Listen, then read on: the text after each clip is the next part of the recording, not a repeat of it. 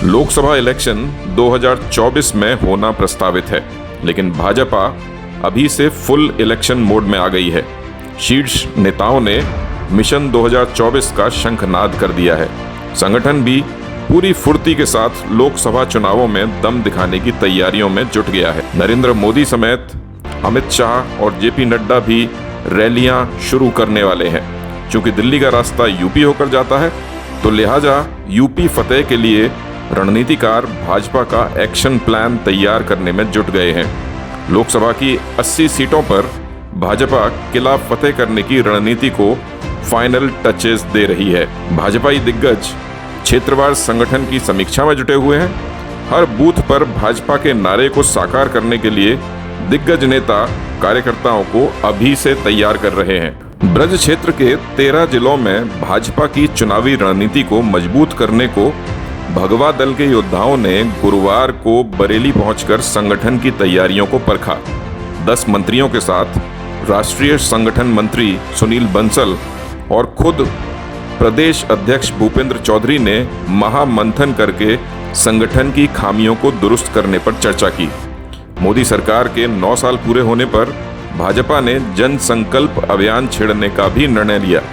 बरेली पहुंचे प्रदेश अध्यक्ष भूपेंद्र चौधरी ने इस बारे में मीडिया को विस्तार से जानकारी दी। इस दौरान उन्होंने विपक्ष पर भी निशाना साधा। समीक्षा बैठक में नगर निकाय चुनावों में भाजपा से अलग होकर चुनाव लड़ने वाले बागी नेताओं की बात भी सुनी गई। हालांकि संगठन का अनुशासन तोड़ने पर ऐसे कई बागी नेताओं पर कार्रवाई की तलवार लटक रही है। बता दें कि नगर निकाय चुनावों को भाजपा लोकसभा चुनावों का सेमीफाइनल मानकर मैदान में उतरी थी। लिहाजा परचम लहराने को भाजपा ने दिग्गजों को भी मैदान में उतारकर पूरी ताकत झोंक दी थी। लेकिन बागी नेताओं की वजह से कुछ सीटों पर हार का मुंह देखना पड़ा। यह गलती लोकसभा चुनावों में ना दोहराई जा सके, इसके लिए भी संगठनात्मक समीक्षा में नेताओं ने विस्तृत चर्चा की।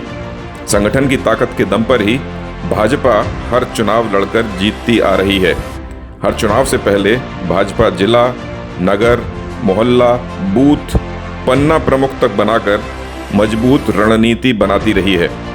अब लोकसभा चुनावों से पहले भी भाजपा इसी तरह की रणनीति बनाकर संगठन को मजबूती देने में जुट गई है। आदरणीय नरेंद्र मोदी जी के सफलतम 9 वर्ष पूरे होने के उपलक्ष्य में भारतीय जनता पार्टी केंद्रीय पार्टी ने एक बड़े स्तर पर जनसंपर्क अभियान चलाया है और जनसंपर्क अभियान 30 मई से शुरू होकर अलग अलग स्वरूपों में 30 जून तक चलने वाला है। हम लोगों ने पूरी संगठन के स्तर पर उस अभियान को प्रभावी और घर घर संपर्क के स्वरूप में हो, इस प्रकार की योजनाएं हम लोगों ने बनाने का काम किया। देश के प्रधानमंत्री जी का जो संकल्प है, सबका साथ, सबका विकास और सबका विश्वास, हम सबको साथ लेकर चलने के संकल्प के साथ जनता के बीच में है। और हमारी पार्टी वोट बैंक के रूप में किसी के साथ कोई भेदभाव नहीं करती।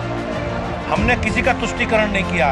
हम सबको साथ लेकर चलने के संकल्प के साथ आगे बढ़ रहे हैं और मुझे विश्वास है कि प्रदेश की जनता ने मोदी जी के और योगी जी के नेतृत्व में बड़ा जनादेश दिया है और हम उसका सम्मान करते हुए आगे बढ़ेंगे। तो का एजेंडे का विषय है, वो चुनाव की तैयारी नहीं कर रहे थे, जनता के बीच में नहीं थे।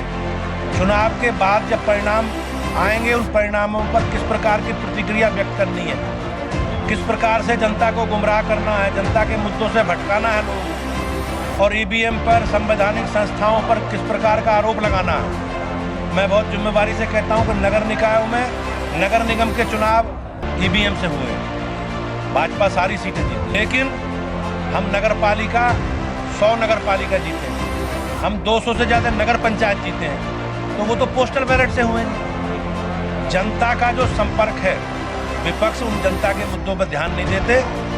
लोग समाजवादी पार्टी के, बहुजन समाज पार्टी के, कांग्रेस के लोग चुनाव में कहीं नहीं दिखे और उसी का ही परिणाम है कि भाजपा को इतना बड़ा जनादेश मिला। पल पल की अपडेट खबरें देखने के लिए सब्सक्राइब करना न भूलें हमारा channel news today network. Channel का लिंक डिस्क्रिप्शन बॉक्स में दिया गया है, उस पर क्लिक कर राजनीति से लेकर देश दुनिया की ताजा तरीन खबरें देखते रहें।